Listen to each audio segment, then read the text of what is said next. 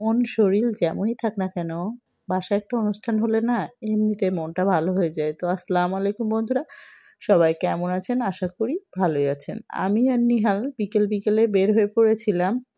এটা বুধবারে বিকেলে আর কি বের হয়ে পড়েছিলাম, বাড়ির উদ্দেশ্যে রওনা দিলাম। যেহেতু বাড়িতে একটা অনুষ্ঠান, সেহেতু তো বাড়িতে যেতেই হবে। আমার দেবরের শালীর বিয়ে আর কি, পাশাপাশি যেহেতু বাড়ি, এই জন্য বাড়িতে আসছি। এসে দেখি তাহারা মেহেদি নিয়ে বসে আছে দুই বোনে। আর আমি তো একেবারে সোজাসুজি সেলুনে চলে আসছি, ব্যাগ নামায় রেখেই। কারণ আমার অবস্থা একেবারেই খারাপ। একটু পার্লারে আসলাম, এটা আমার ছোট বোনের মেয়ে।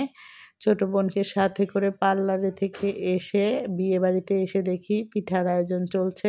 বুধবারের রাত্রে পিঠার আয়োজন চলছে, জামাই বাড়ি পিঠা দিতে হবে, বিভিন্ন রকম পিঠা তৈরির আয়োজন চলছে। এছাড়াও বউয়ের ক্ষীরের পাশে দেয়া লাগবে পিঠা, এই জন্য পিঠার আয়োজন চলছে। আমার ছেলে তো দাদা নানা পেয়ে অনেক বেশি খুশি, লাফালাফি নাচানাচি করতেছে।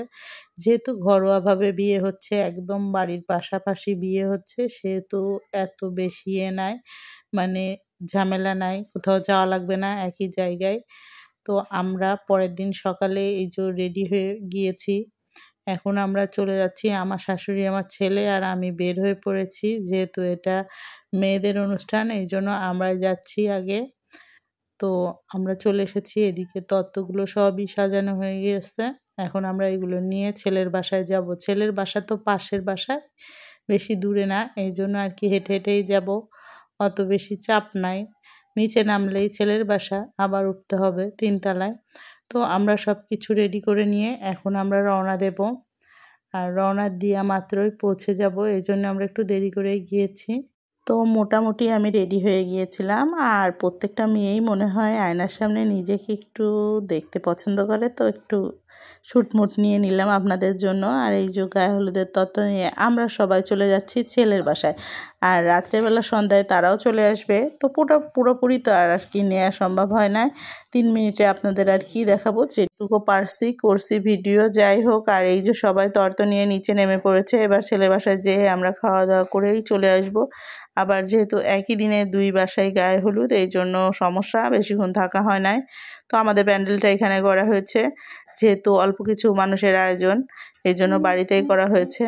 তো আমার ছেলে এসে জামাইয়ের বিছনায় উঠে বসে আছে, সে এখন ভিতরে স্ট্রবেরি খাবে। অনেকক্ষণ ধরে চিল্লাপাল্লা করতেছে, খুলে দাও বাড়ি থেকে।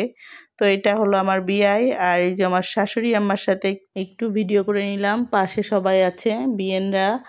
তো বিয়েন বাড়ি যেহেতু এসেছি, সেহেতু তো ভালো মন্দ এখন খাবো।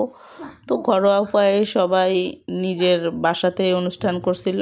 তো আমরা চলে আসলাম, এসে দেখি আমাদের স্টেজটা সাজানো কমপ্লিট হয়ে গেছে। তো যেহেতু সন্ধ্যা হয়ে গেছে, এদিকে জামাইকে ধরে নিয়ে এসে বিয়ে তো আজকে ফরাই দিছি, নে পালাবি কোথায়। আর 2 জনকে একসাথে ক্ষীর খাওয়াবো এখন, এই জন্য আমরা হলুদ সন্ধ্যার সব কিছু সাজায় ফেলেছি। নিচে নিয়ে যেয়ে 2 জনকে একসাথে বসায় ক্ষীরের মুখে দেওয়া হবে। তো আমাদের কোণে রেডি হয়ে গিয়েছে। তো ঘুমটা মাথায় দেওয়া, এটা হলো কোণে, পাশেরটা হলো আমার যা আর কি। আর এই যে আমার ননদ পাশে বসে আছে, তো ওরা বান্ধবীরা দিয়ে নিয়ে একটু ছবি টবি উঠছিল। পরে এই যে বউরে একটু ভালোভাবে আর কি, বিয়েনরে একটু ভালোভাবে ঘষা মাজা করে আর কি একটু ভিডিও করে নিলাম আর কি। বিয়েন তো খুব খুশি দেখতেছি বিয়ে করার জন্য। আর আমার ছেলে তো সব কিছু খায় ফেলাইতেছে একা একাই, ওরে বলা লাগতেছে না। আর এদিকে খাওয়া দাওয়ার আয়োজনও শেষ হয়ে গেছে, সবাই যার যার মতো খেয়ে নিল, আমরা এখন খেতে বসে গিয়েছি। তো আজকের মতো এখানে ভিডিও শেষ করলাম, আল্লাহ হাফেজ।